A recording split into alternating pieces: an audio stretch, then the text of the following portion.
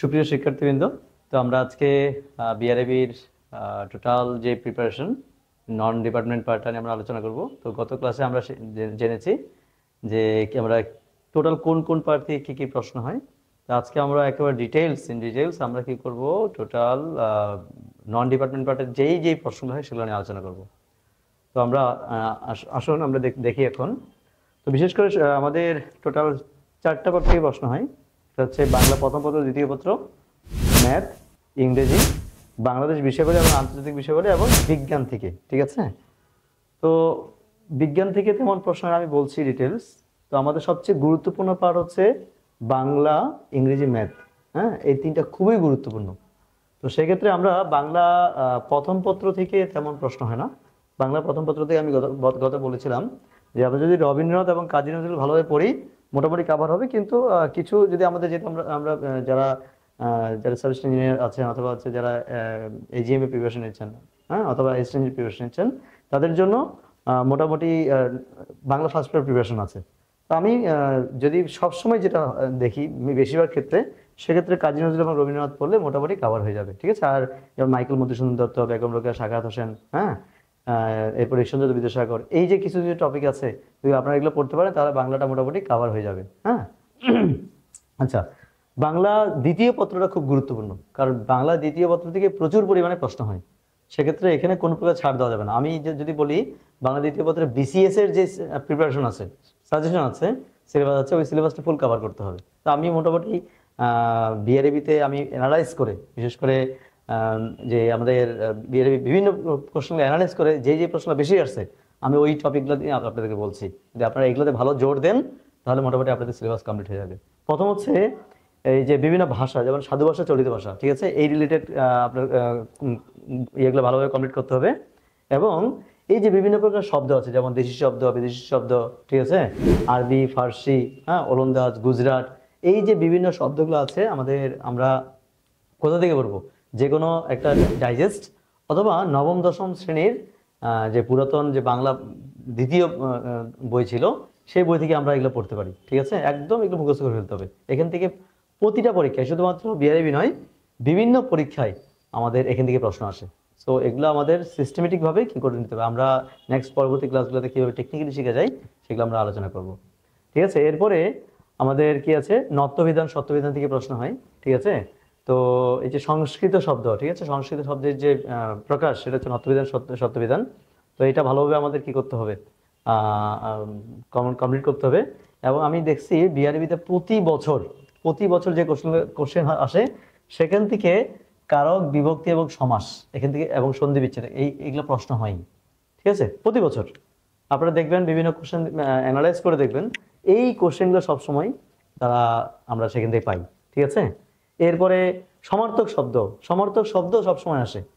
ঠিক আছে, এরপরে আছে ধ্বনি, বর্ণ এবং শব্দ, এখান থেকে কিছু প্রশ্ন মাঝে মাঝে হয়। তো আপনার বিপরীত শব্দ কমপ্লিট করে হলে, বিপরীত শব্দ দেখা যাচ্ছে আপনি একটা বই থেকে না, বিপরীত শব্দ আমি যেভাবে সাজেশন দেবো, আপনার বিপরীত শব্দ বিসিএস এর যে প্রশ্নগুলো আসছে সেগুলো আপনারা প্রিপারেশন নিতে পারেন। ঠিক আছে, ওইটা একটু নোট করে ফেলতে পারেন। এরপরে বিপরীত শব্দ আপনার শুধু বিপরীত শব্দ না, বিপরীত শব্দ আছে, সন্ধি বিচ্ছেদ আছে। ঠিক আছে, এগুলা আপনি প্রিভিয়াস সালের থেকে যে বিআরবি যে কোশ্চেনগুলো আসছে সেগুলো নোট ডাউন করতে পারেন। ঠিক আছে, তাহলে ওখান থেকে আমাদের কিছু কিছু কোশ্চেন কি হয়ে যাবে, রিপিট হয়ে যাবে। এবং বিভিন্ন ডাইজেস্ট অথবা অন্যান্য বিভিন্ন যে বইগুলো আছে বিসিএস এর, ওগুলো থেকে আপনারা কি করতে পারেন, এই যে বিপরীত শব্দগুলো কালেকশন করে দিতে পারেন। ঠিক আছে, এরপর এক কথা প্রকাশ এবং শুদ্ধ বানানটা খুবই ইম্পর্টেন্ট। ঠিক আছে, শুদ্ধ বানান প্রতিটা পরীক্ষায়, শুধুমাত্র বিআরবি নাই, সমস্ত পরীক্ষায় এই শুদ্ধ বানান থেকে একটা অথবা দুটা প্রশ্ন সবসময় থাকে। এই জন্য এটা খুবই গুরুত্বপূর্ণ, এই জিনিসগুলো ভালোভাবে পড়তে হবে। ঠিক আছে, জ্যোতিবাদ চিহ্ন এটা থেকে তেমন আসে না, তো আমি দিয়ে রাখছি, খুব কম, দু একটা জায়গায় দেখছি আমি আসছে। পরিভাষাটা গুরুত্বপূর্ণ, পরিভাষা থেকে প্রায় সময় আসে। ঠিক আছে, এই আর কি আমাদের বাংলা গ্রামার গেল। ঠিক আছে, আমরা এইগুলো যদি কমপ্লিট করতে পারি, এগুলো তো কমপ্লিট করবোই, এগুলো হচ্ছে আমি টোটাল প্রিভিয়াস যেই 4-5টা ইয়ার থেকে যে কোশ্চেনগুলো আসছে, আমি এর থেকে অ্যানালাইজ করে বিষয়গুলো বলছি যে এই চ্যাপ্টারগুলো থেকে বেশি বেশি প্রশ্ন আসছে। ঠিক আছে, তো আপনি যদি এগুলো কভার করেন, মোটামুটি আপনার সিলেবাসটা কি হয়ে যাবে, বাংলা সিলেবাসটা কভার হয়ে যাবে। ওকে, এখন আমরা আসি গণিত।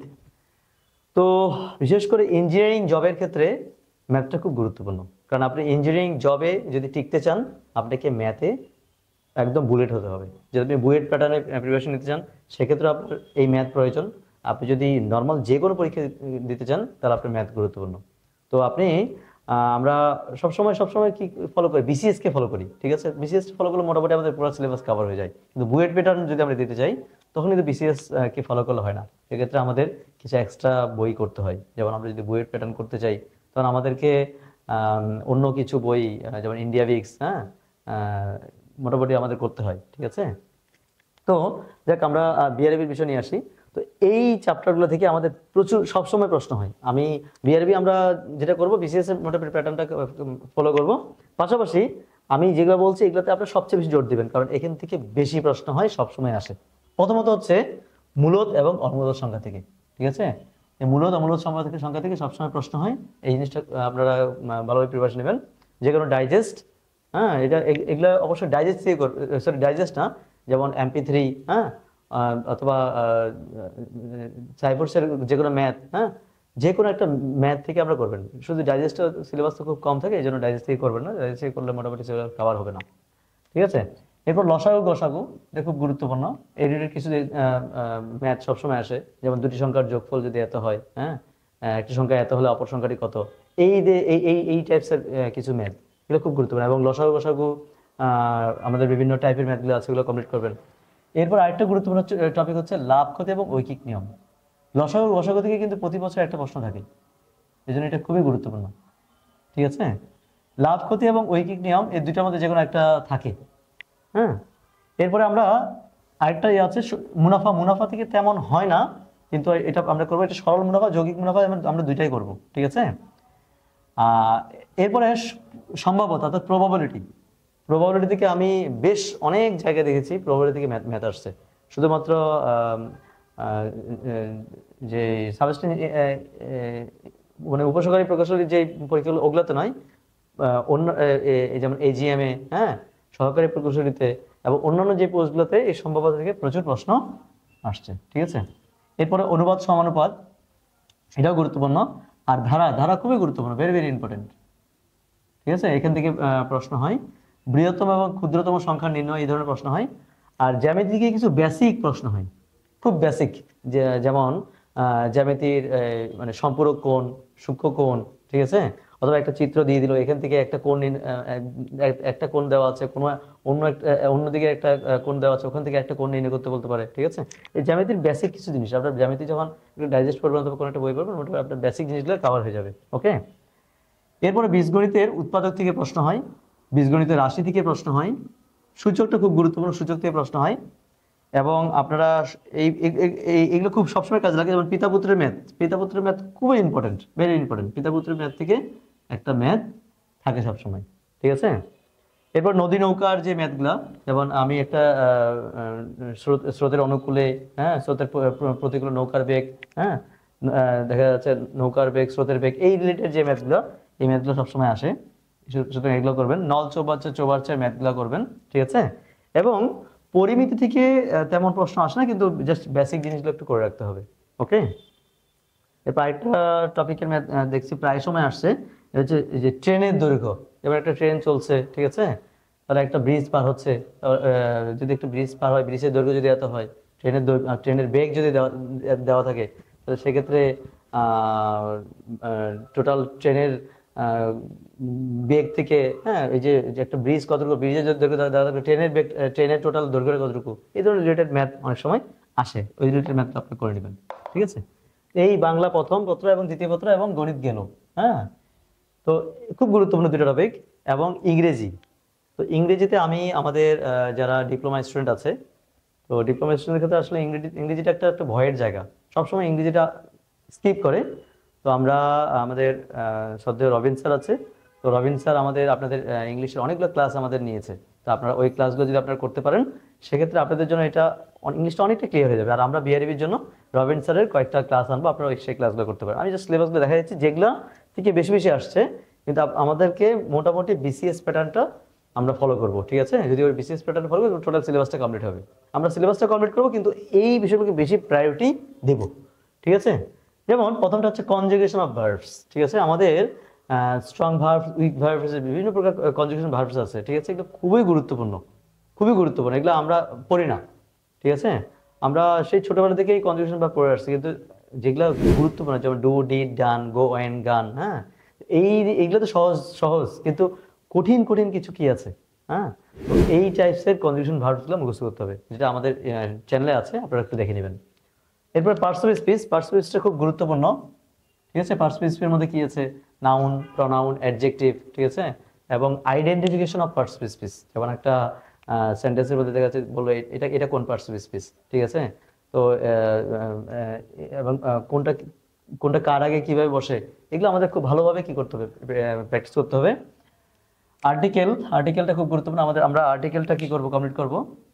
এরপর প্রিপোজিশন, তো প্রিপোজিশনের কিছু শর্টকাট ট্রিক্স আছে, তো আমাদের রবিন স্যার সেই শর্টকাট ট্রিক্সগুলো পড়াবেন, আপনারা ওই ক্লাসগুলো করবেন। এরপর কারেকশন টেন্সেস খুব গুরুত্বপূর্ণ, বিশেষ করে আমাদের ইংরেজি জানতে হলে আমাদের টেন্স জানতে হবে, ঠিক আছে? তো টেন্সের ক্ষেত্রে কিছু কমন মিস্টেকস আছে, ঠিক আছে? ওই কমন মিস্টেকসগুলো আমাদের জানতে হবে। তো আমরা কমন মিস্টেকসগুলো কী করবো, ইমপ্রুভ করব। এরপরে ভয়েস চেঞ্জ, নারেশনস, হ্যাঁ, এবং ট্রান্সলেশন, প্রতি পরীক্ষায় ট্রান্সলেশন একটা না একটা আসে, এটা খুব গুরুত্বপূর্ণ। এই প্রিপোজিশন গুরুত্বপূর্ণ, পার্টস অফ স্পিচ গুরুত্বপূর্ণ, ওকে? আর্টিকেল, এগুলো সবগুলোই গুরুত্বপূর্ণ, সবসময় প্রশ্ন হয় এখান থেকে। এরপর স্পেলিং, স্পেলিং তো অবশ্যই থাকে প্রতি বছর, স্পেলিং থেকে প্রতি বছর অবশ্যই থাকে। এবং সিনোনিম এবং অ্যান্টোনিম, তো সিনোনিম অ্যান্টোনিম থেকে দেখা যাচ্ছে আমাদের এটা একটু বিগ সিলেবাস, কিন্তু রবিন স্যারের কিছু ক্লাস আছে, আপনারা ওইগুলো দেখতে পারেন, সেক্ষেত্রে আপনার খুব সহজে আপনি কী করতে পারবেন, এগুলো মনে রাখতে পারবেন। এবং একটা সেন্টেন্স থেকে পুরো টোটাল সেন্টেন্স দেওয়া হলো, সেখান থেকে কোনটা ট্রানজিটিভ ভার্ব, কোনটা ইনট্রানজিটিভ ভার্ব, কোনটা পজিটিভ ভার্ব, ঠিক আছে? এই জিনিসগুলো আমরা দেখবো, স্যার এগুলো টোটাল ক্লাস নেবেন। এরপরে জিরান্ড এবং পার্টিসিপাল থেকেও আমি দেখছি প্রায় পরীক্ষাতে আসছে। এবং আরেকটা জিনিস খুব গুরুত্বপূর্ণ, সেটা নাম্বার এবং জেন্ডার, ঠিক আছে? কোনটা সিঙ্গুলার নাম্বার, কোনটা প্লুরাল নাম্বার, হ্যাঁ, খুবই গুরুত্বপূর্ণ। তো আপনারা এগুলো মিসিং করবেন না, এগুলা যে কোনো একটা বই ধরে ধরে আপনারা এগুলো কমপ্লিট করবেন, ঠিক আছে? এরপরে আমরা দেখি বাংলাদেশ বিষয় বা আন্তর্জাতিক বিষয়গুলি। আমি যেদিন বলছিলাম, তো বাংলাদেশ বিষয়গুলি এবং আন্তর্জাতিক বিষয়গুলিটা হচ্ছে এখান থেকে যে প্রশ্নগুলো হয়, ঠিক আছে? বাংলাদেশ বিষয়গুলিটা খুবই গুরুত্বপূর্ণ। বাংলাদেশ বিষয়গুলিটা আমাদের বেশিরভাগ প্রশ্ন যেটা হয়, এই তিনটা থেকেই ম্যাক্সিমাম প্রশ্ন হয়। আর বাংলাদেশ বিষয়গুলি থেকে যে প্রশ্নগুলো হয়, এগুলা মোটামুটি আমাদের ভালোভাবে প্রিপারেশন নিতে হবে, কারণ এখান থেকে প্রচুর প্রশ্ন হয়, কিন্তু আন্তর্জাতিক বিষয়গুলি থেকে বেশি প্রশ্ন হয় না, ঠিক আছে? এক্ষেত্রে রিসেন্ট রিসেন্ট যে ঘটনাবলীগুলো হচ্ছে, সেটা বাংলাদেশ এবং আন্তর্জাতিক দুইটার জন্য আপনার কাজে লাগবে। এবং সাথে সাথে যেমন বিভিন্ন প্রণালী, ঠিক আছে? এই প্রণালীগুলো লাগবে। এরপরে এসডিজি, ঠিক আছে? এসডিজি, বিভিন্ন খেলাধুলা, হ্যাঁ, এবং ইয়ার ক্ষেত্রে আধুনিক যুগটা সবচেয়ে বেশি ফলো করবে, কারণ এখান থেকে বেশি প্রশ্ন হয়, ঠিক আছে? তো এটা বাংলাদেশ বিষয়, আন্তর্জাতিক বিষয়গুলো গেল। তো আমি কিছু কিছু প্রশ্ন দেখেছি, এটা বিজ্ঞানটা সব জায়গায় আসে না, ঠিক আছে? তো বিজ্ঞানের ক্ষেত্রে আপনারা যেটা করবেন, বিজ্ঞানের ক্ষেত্রে আপনারা জাস্ট কিছু দেখে দেখে দেখে দেখে আপনার প্রিভিয়াস সালে কিছু প্রশ্ন দেখে দেখে আপনারা কি করতে পারেন, এগুলো সলভ করতে পারেন। কারণ বিজ্ঞান থেকে তেমন প্রশ্ন খুব কম হয়, জাস্ট বিজ্ঞানের যেমন ফিজিক্সের, কেমিস্ট্রি এবং বায়োলজির কিছু কিছু টপিক হয়। সেক্ষেত্রে ক্লাস 8-এর বইটা যদি পড়েন, আপনারা যদি একটা 8-এর বই পড়েন, মোটামুটি আপনার সিলেবাসটা কভার হয়ে যাবে। সকলকে অসংখ্য ধন্যবাদ আমাদের সাথে যুক্ত থাকার জন্য। আমাদের পরবর্তীতে আমরা ডিপার্টমেন্টে কি কি বিষয় সবসময় আসে, ঠিক আছে? কোন কোন বিষয়গুলো সবচেয়ে বেশি আসে, আপনার কোনটাতে জোর দেবেন, যেহেতু সামনে পরীক্ষা, আপনি আর 1 মাসও নেই, যে আপনার মেবি ফেব্রুয়ারিতেই পরীক্ষা আপনাদের হয়ে যেতে পারে, ঠিক আছে?